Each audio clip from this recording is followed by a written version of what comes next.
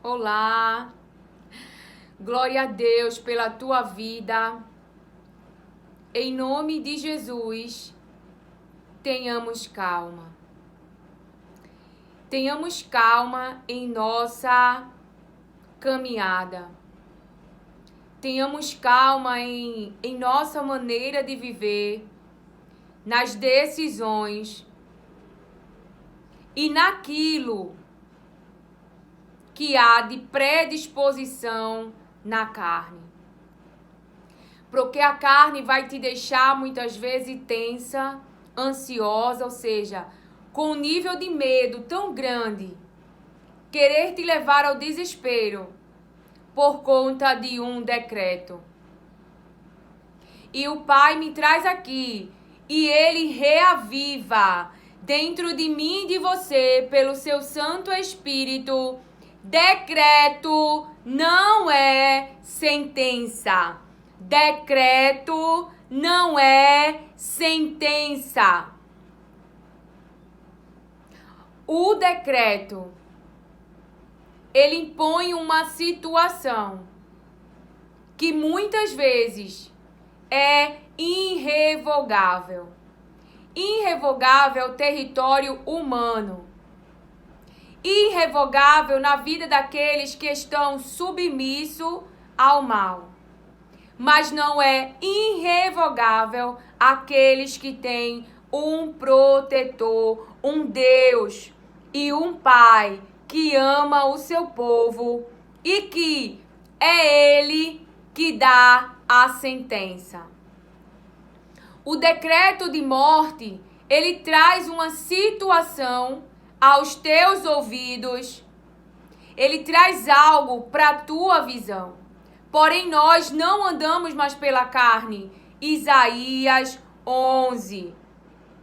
Nós não andamos mais pelo que os nossos olhos veem e pelo que nossos ouvidos ouvem.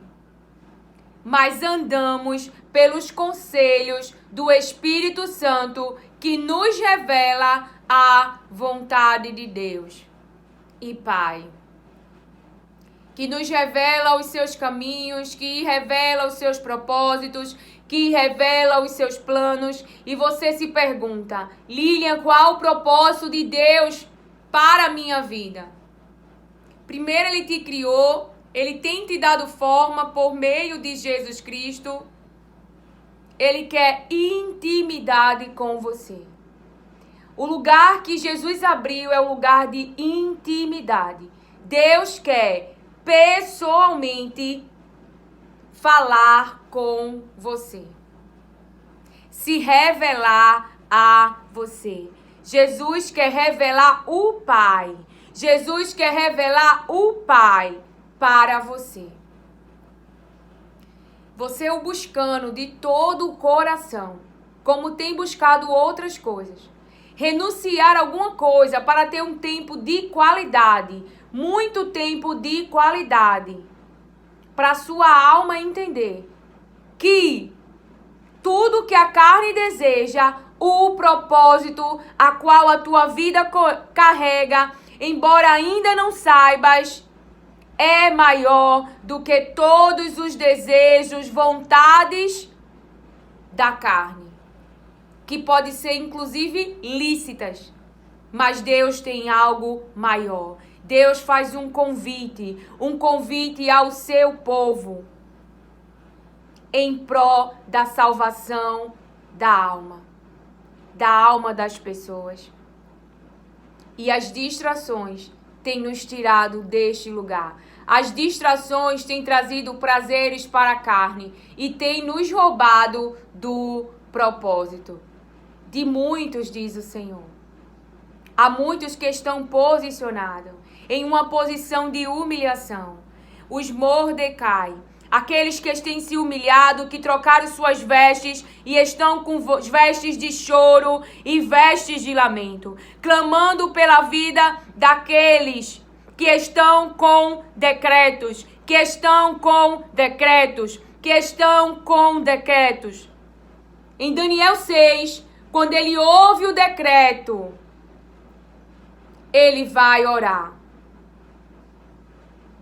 A alma de Daniel, ela tem um alicerce. Daniel, ele sabe, ele crê, ele confia. Eu tenho um dono. Quando a Babilônia invade, e esses jovens, que ele foi para Babilônia jovem, eles são levados cativos, ele sai geograficamente de onde ele queria, ele sai daquele lugar confortável que ele queria. Porque a palavra de Deus diz que na cidade havia figos bons e figos ruins. Então a Babilônia invade. É certo que quando Deus autoriza a Babilônia a invadir, porque ela não invade quando Deus está nos protegendo. A Babilônia, ela é mais forte do que nós. Ela não é mais forte do que Deus. O reino espiritual, ele tem poder, mas não é mais poderoso do que Deus. Deus, ele põe o seu limite. O mar, ele tem limite. As ondas do mar, elas são violentas, elas são pesadas, elas são turbulentas, ela derruba você. As ondas do mar. Imagine você no fundo do mar, sozinho, sem saber nadar. Então, o reino espiritual, ele tem poder. E ele tem limite. É por isso que ele não derruba eu e você. Por causa de quem está comigo e com você. Jesus Cristo. Por causa do unigênito de Deus. Por causa do nosso irmão. Então, ao meditarmos nas palavras de Deus a cada dia mais, a nossa alma internamente, ela vai entender. Ela vai entender. Eu fui criado para eternidade. E ela vai se descolar. Não é que ela vai sair do corpo. Não é que a carne vai deixar de ter desejos ou vontades. Não. Mas ela não será submissa à vontade da carne, mas irá confiar nas palavras de Deus, que o Espírito Santo traz para mim e para você. Vai perseverar nas situações, vai não se desesperar nas situações, não vai se entregar às situações, porque você vai lembrar, eu tenho um Deus. E Daniel 6 nos mostra que ao ouvir o decreto, Daniel 6:10, ele foi ficar de joelhos. E aqui ele orava 3 vezes. E aqui nós lembramos de Jesus, Cristo, nosso irmão, no Getsemane. Ele pediu 3 vezes. Então Lília, eu aprendi. O lugar da oração. O lugar da oração me ajuda a não cair em tentação. Até rimou, não foi? Porque ali, quando você está conversando com Deus sobre os seus pensamentos, sobre os pensamentos que estão correndo em você, sobre como esses pensamentos, a consciência da perseguição, a consciência de Faraó, a consciência do seu poder, a consciência da sua maldade, e você entende que tem que morrer para si mesmo. Morrer para si mesmo. Para que outros sejam salvos. Ou seja, você pode até ter o direito.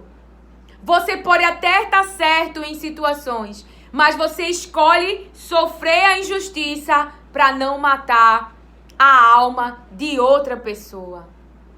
É um convencimento interno. É uma estabilidade interna. E assim não haverá reações externas. Jesus chora ali para o Pai. Ele fala com o Pai 3 vezes. Daniel, ele vai orar. Daniel, pois, quando soube da assinatura do decreto, entrou em sua casa e, em cima, no seu quarto, onde havia janelas abertas para o lado de Jerusalém, 3 vezes ao dia, punha-se de joelhos, orava e confessava diante do seu Deus, como também antes costumava fazer. Então Daniel, ele já tinha costume Daniel, ele já tinha uma maneira de viver, práticas. Ele soube exatamente a quem procurar no momento em que o decreto ele foi levantado. E as palavras de Deus dizem assim, lá no 14, ao ouvir isto, o rei ficou muito penalizado sobre o que ele tinha feito e dispôs-se intimamente livrar Daniel, e até o pôr do sol empenhou-se em salvá-lo. Até o pôr do sol empenhou-se em salvá-lo. Você vê lá também em Êxodo 4, algo que o Pai vai falar com você. A palavra de Deus diz assim, em Êxodo 2, fala assim, 2:3, não podendo, porém, mais escondê-lo, tomou uma arca de juncos e a revestiu. Com betume e piche, pôs nela o menino e colocou entre os juncos da margem do rio Nilo.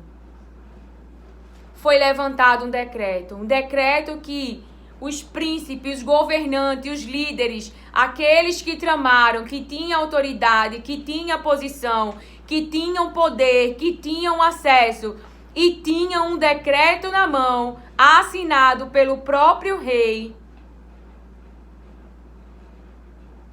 esperavam a morte. E a palavra de Deus que ele traz para mim e para você, não podendo. Então significa que não havia nada mais a ser feito. A mesma coisa com o rei Dário. Ele fez tudo o que podia até amanhecer. Fora disso, ele não tinha mais o que fazer. Porém, o desfecho final não foi a morte de Moisés. Porém, o desfecho final não foi a morte de Daniel. Porque a sentença, a conclusão, o fim, quem diz é Deus. Então ele salvou Moisés. Ele salvou Daniel. Ele colocou um livramento, um anjo que fechou ali a boca dos leões. E em Moisés colocou alguém no caminho que pudesse, naquele momento, ser livramento na vida de Moisés. Moisés passa um tempo na casa de Faraó, conhecendo a Faraó, seus costumes, suas obras. E o que o Pai quer falar comigo e com você? É para lembrar a mim e para você, decreto não é sentença. Não determina o fim que o seu filho, que alguém que você ama, que algo que você tem, chegou ao fim, vai morrer. É Deus que dá a sentença final. Ali quando Davi ele chora pelo filho, né, de Betseba, né, ele fica ali chorando, Deus deu a sentença. E era morte e não foi revogada. Porém, em Daniel, levantou-se um decreto, nele não foi encontrado culpa. Nem perante Deus e nem perante o rei. Moisés, ele não tinha como se defender. Ele era um bebê. Ele precisava de humanos para o proteger. Mas os humanos não puderam mais fazer nada, porque havia um decreto. Então, geograficamente, ele não poderia ficar com os seus familiares humanos sobre o cuidado deles. E assim são os bebês. Hoje o Espírito Santo falava comigo, dando o exemplo dos meus filhos. Eu tenho um de 4 e tenho uma de 7 e tenho uma de 18. A de 18 anos, que vai fazer 18 agora em fevereiro, ela não tem a mente aberta para Deus. Eu poderia me desesperar, mas lembra que eu tenho uma aprendizagem do meu relacionamento com a minha mãe. Então, o meu lugar é de oração. Pai, protege do maligno. E, claro, dou conselhos para ela. Mas ela vai chegar à parte em que ela tomará decisões. E o que o pai quer falar comigo e com você? Eu me afligia muito na alma sobre... Por questões financeiras, eu coloquei ela em várias escolas. E até que o pai falou comigo, eu estou preparando a alma dela para ela viajar. Então eu falei para ela, filha, Deus já está te preparando porque tu vais fazer muitas viagens, muitas missões. Veja. Então essa aprendizagem, essa alma dela que ficava em escola, depois ia para outra e sim... Isso já foi um treinamento. E ela é uma pessoa muito centrada, ela não é uma filha rebelde, ela ouve, mas ela tem as convicções dela. Porém, ali, quando Moisés ele tá ali naquele cesto, ele é um bebê e o pai fala sobre bebês espirituais.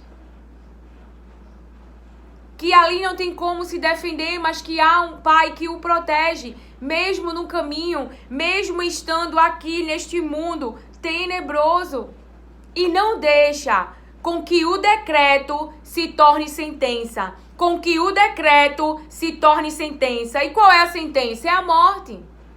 Deus vai salvar a alma dos seus filhos. Deus vai salvar a alma daqueles que você ama. Porém, muitas vezes não iremos entender o caminho. A minha filha me pediu um presente e eu não pude dar. Isso já faz uns 3 anos já. Mas creio que eu ainda vou dar.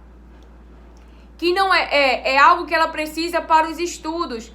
Porém, eu ainda não tive como dar para ela. E quando eu conversava sobre isso com Deus, porque isso é um desejo de mãe. Eu sou filha de Deus e entendo que a minha filha ela é dele. Que a alma da minha filha é de Deus. Então ali eu entendo que é um desejo de mãe, querer dar para a filha. E não tem problema disso, mas eu tenho consciência que hoje eu estou dando tudo que ela precisa para agora. Escola, comida, uma casa, tudo aquilo que eu tenho hoje disponível e é o que ela precisa. Outra coisa é um desejo, embora que seja um desejo de um presente que ela queira, que seja para o seu bem e para o seu futuro. Porém... E ela não é de pedir, ela tá com um celular que já faz, acho que mais de 5 anos que eu não troco. Ela é estudiosa, porém ela não conseguiu uma nota em que ela conseguisse passar este ano, né, na federal, numa faculdade que não precisasse pagar. E aí ela resolveu estudar mais um ano para tentar novamente. Se eu tivesse uma cabeça preocupada de que ela tem que ser alguma coisa e não confiasse em Deus, eu ia... metralhar os pensamentos do mundo em cima dela, da pressão, para que ela ficasse pressionada de que ela precisava saber quem ela tem que ser agora, embora ela já saiba o curso que ela vai fazer. Mas o que Deus falou para mim, Ele fala para você foi, filha, nem sempre você irá conseguir realizar todos os desejos de mãe. Mãe. É um título que eu tenho na terra, porque eu tenho uma filha, porque eu tenho filho, então eu também sou mãe. Sou mulher, sou filha de Deus, irmã de Jesus, e aqui na terra sou mãe e sou esposa. Então ele falou para mim, você acha que Maria não queria dar ao nascimento do meu filho uma circunstância melhor? Claro que sim. Mas nem sempre poderemos fazer tudo o que desejamos para os nossos filhos, como também nem sempre poderemos livrá-los do sofrimento. Maria teve que ver Jesus sofrendo, falando de mãe, da parte da carne, porque ela sabe que Jesus carrega um propósito. De mãe, você acha que ela queria ver baterem no filho dela, ver o filho dela ensanguentado, ver o filho dela crucificado, ver pessoas fazendo aquilo com o filho dela sem ele ter feito nada? Claro que não. Pensando como mãe, claro que não. Nenhuma mãe quer ver isso. Porém, ela não podia atrapalhar o propósito que a vida do filho dela carregava, de Jesus Cristo. E assim a minha também. Ela gosta muito da Coreia, né? Ela vê muitas coisas da Coreia, está até estudando a língua da Coreia. Imagina se Deus a levar para lá. Vamos deixar Deus trabalhar. Porque chega a hora que eu e vocês não podem fazer nada. Porém, não vamos dar sentença pelas nossas bocas àqueles a qual amamos. Não vamos sentenciar se o próprio Deus quer salvá-los, se o próprio Deus os ama, se o próprio Deus quer dar a ele misericórdia. Que seja eu e você a orar contra o faraó, contra aquele que quer dominar as suas mentes, que quer levar eles para o engano, que querem levar eles para o caminho do sofrimento, para o caminho da dor. A gente olha assim, poxa, Moisés, você não deseja isso para uma criança, nem para um bebê espiritual, nem para um bebê físico, nem para um bebê, nem falando de bebê humano. Você não deseja isso. Porém, aquele caminho ali fez Moisés ir para a casa de Faraó e conhecer lá intimamente, assim, numa linguagem para você entender, porque se você vier para minha casa, começar a fazer parte da minha vida, você vai conhecer coisas que pessoas não conhecem. Não é? Então Moisés, ele vai para ali. Ele fica ali. E foi ali que Deus o guardou. E no tempo certo, Deus enviou Moisés na terra do faraó que queria matá-lo. Mas agora era para salvar a alma dos seus irmãos. A alma dos seus irmãos. Então houve uma surpresa ali na cruz. Enquanto o adversário acreditava, eu venci, havia uma surpresa de Deus. Então, não sejamos eu e você a dar sentença, nos diz o Senhor. Porque essa história, essa circunstância que se levantou, essa dificuldade, a qual você não consegue fazer nada, a qual já chegou no seu limite, chegou no limite do rei. Ele não podia salvar Daniel. Chegou o limite de Joquebede. Ela não podia salvar Moisés.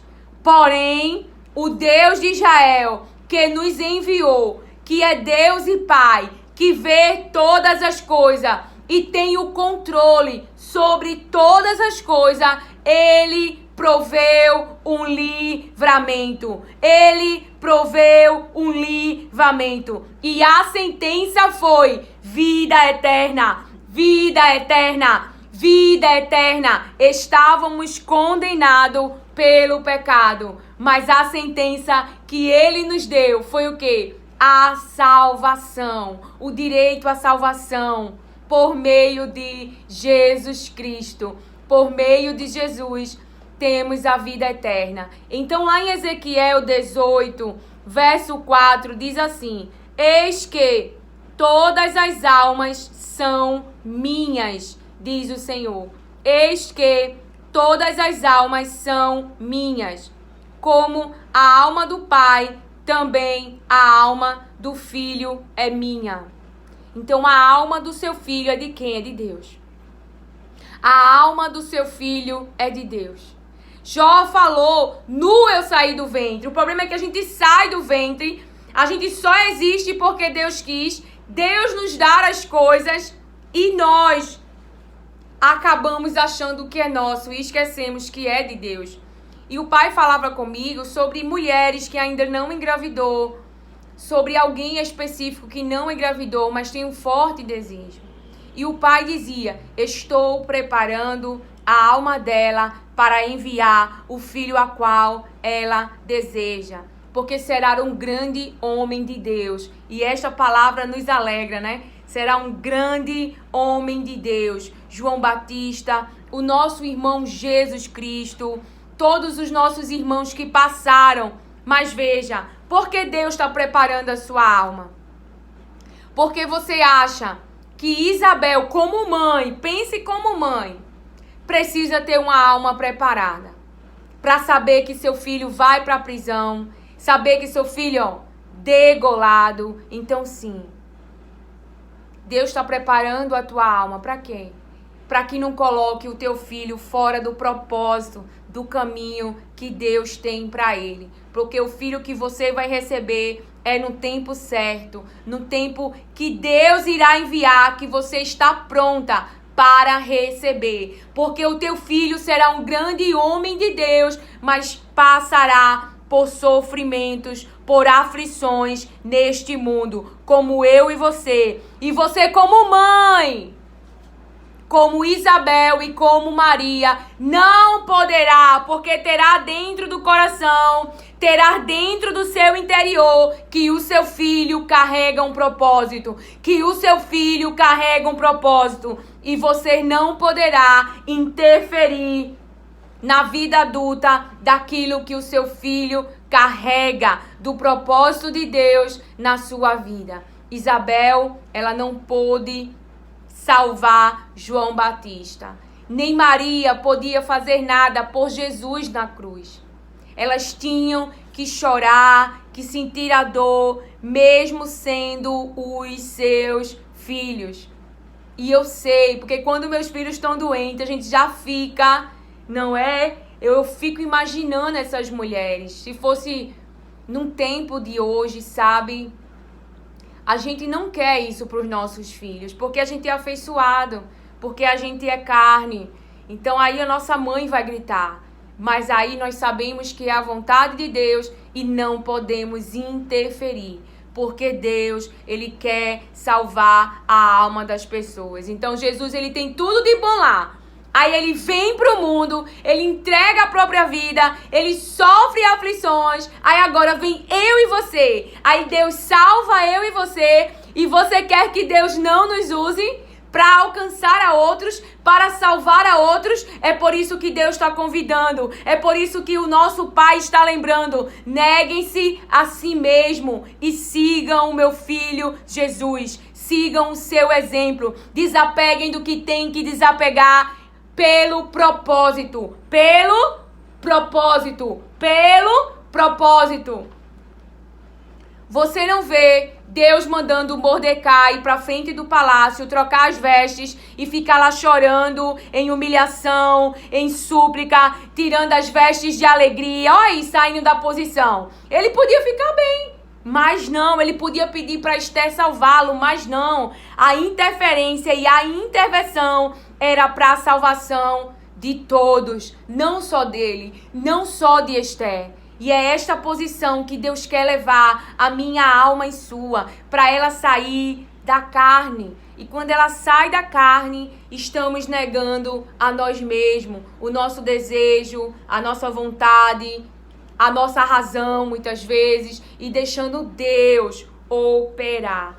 Então, a palavra de Deus diz, ainda em Ezequiel 18, 32, porque não tenho prazer na morte de ninguém, diz o Senhor Deus, convertei-vos, pois, e vivei.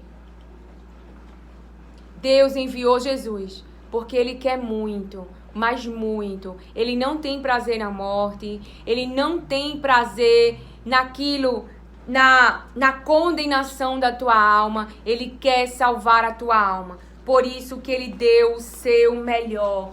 Por isso que Ele te amou. Ele sabe que eu e você precisa de uma cobertura. E só Jesus pode te dar o que você ainda não teve.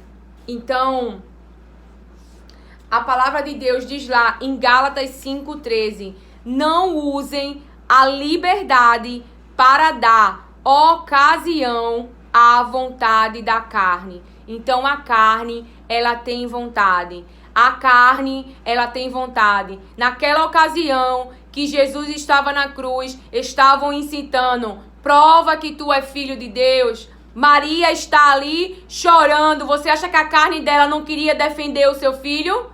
Então não usem a liberdade para dar ocasião à vontade da carne.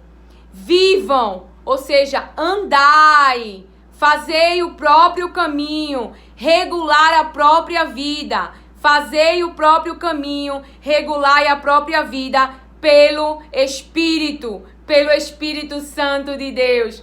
e de modo nenhum satisfarão os desejos da carne. Então só há um modo de eu e você não satisfazer aos desejos da carne na ocasião em que estamos sendo incitados, na ocasião em que estão nos levando para a cova, na ocasião em que ele vem contra os nossos filhos, que ele vem contra a nossa casa, que ele vem contra aqueles que amamos. Então ele levanta decreto, mas a sentença final, o fim, quem determina é Deus. E a sentença final, diz o Senhor, é a alma salva, é a alma viva, é a alma liberta.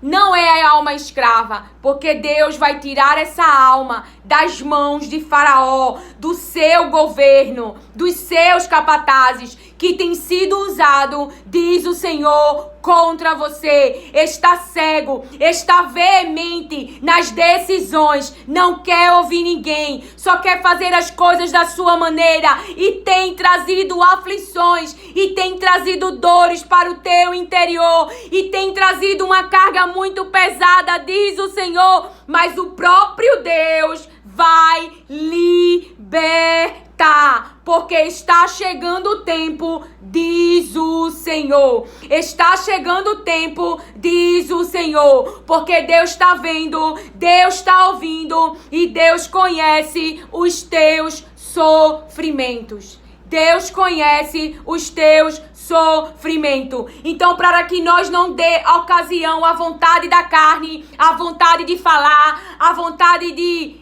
realizar obras da carne contra aqueles que vêm contra mim, contra você, mas não são pessoas humanas. É quem por trás? É quem que fala por essa boca? Quem é que acusa? Quem é que está em oposição à vontade de Deus? A identidade que Deus deu, homem e mulher, quem que está em oposição? Quem está em oposição? Quem é aquele que se opõe ao propósito, ao plano, aos pensamentos de Deus? Satanás. Pedro repreende Jesus. E Jesus diz, para trás de mim, Satanás. E Satanás significa alguém que se opõe ao propósito e à ação de Deus.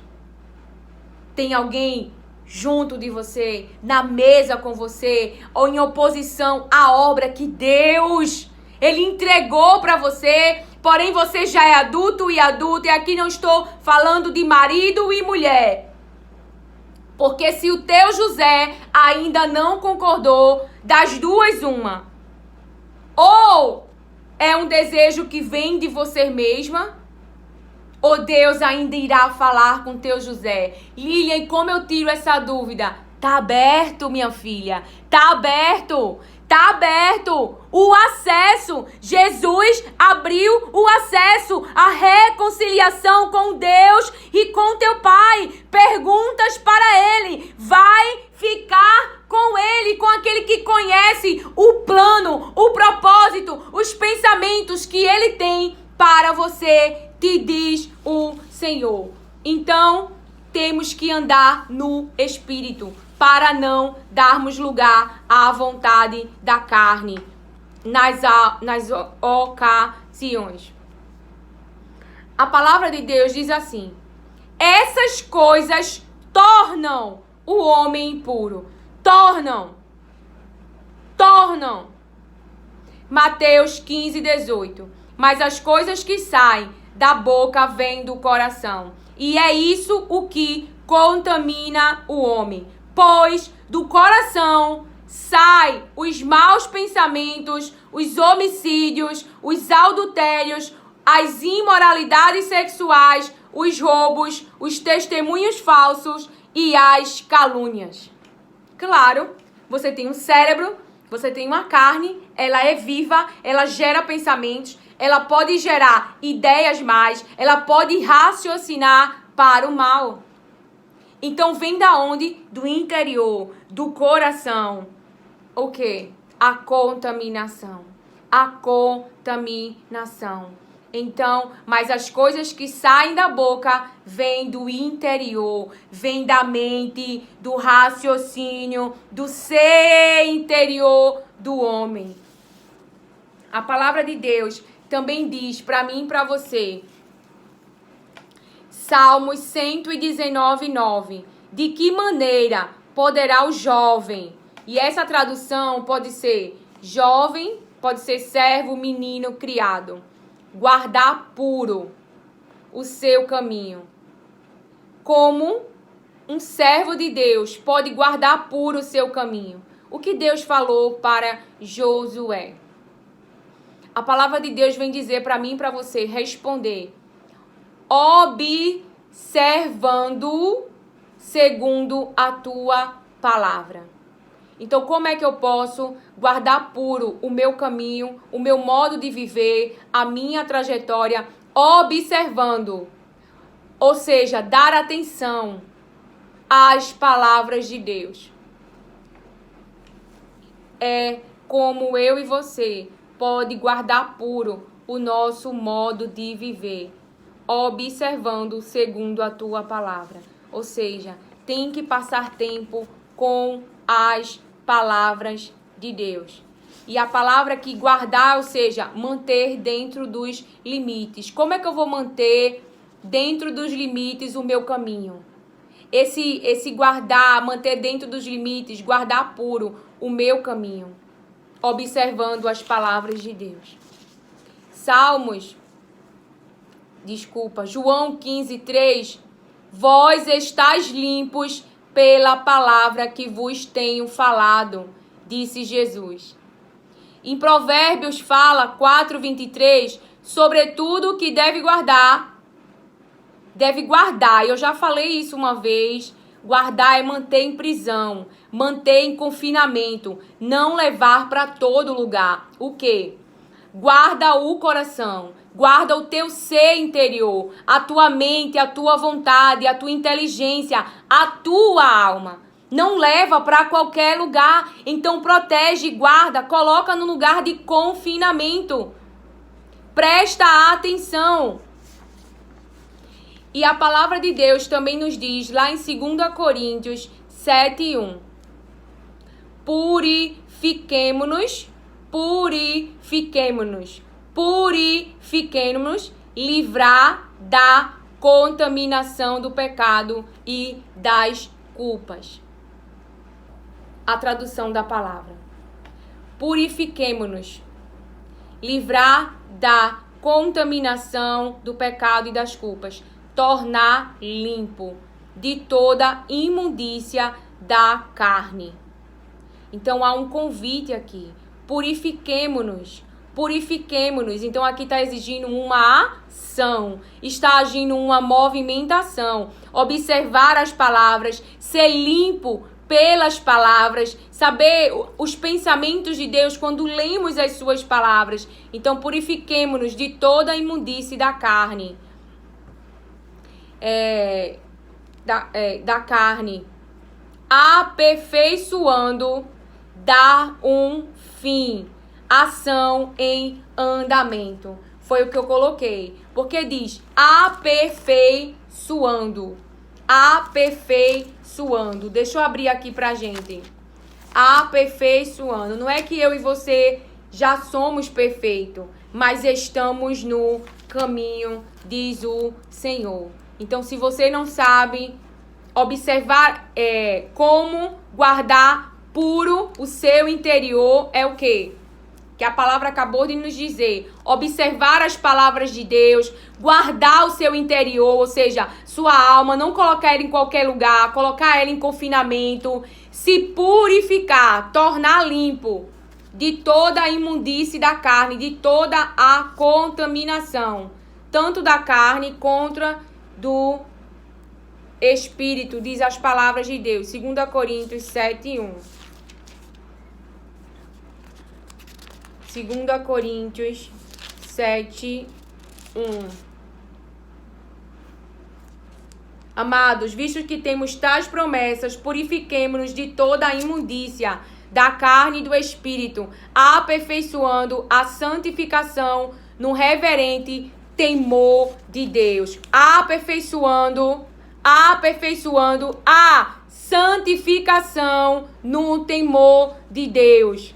Santificação, pureza, aperfeiçoando a pureza, se tornando puro, não é? Observando as palavras, guardando a sua alma, não levando ela para qualquer lugar, para que não haja contaminação, para que a gente não dê lugar à vontade da carne naquelas ocasiões, e por isso devemos ter essa prudência de não colocar a nossa alma em qualquer lugar, mas colocar ela em confinamento. Só para ver se a gente acabou aqui as palavras que Deus pediu que eu trouxesse para nós, porque quando eu estou falando as palavras de Deus, eu estou reavivando ela dentro de mim também. Então que o Senhor te abençoe, acolha e receba as palavras de Deus com mansidão. Amém.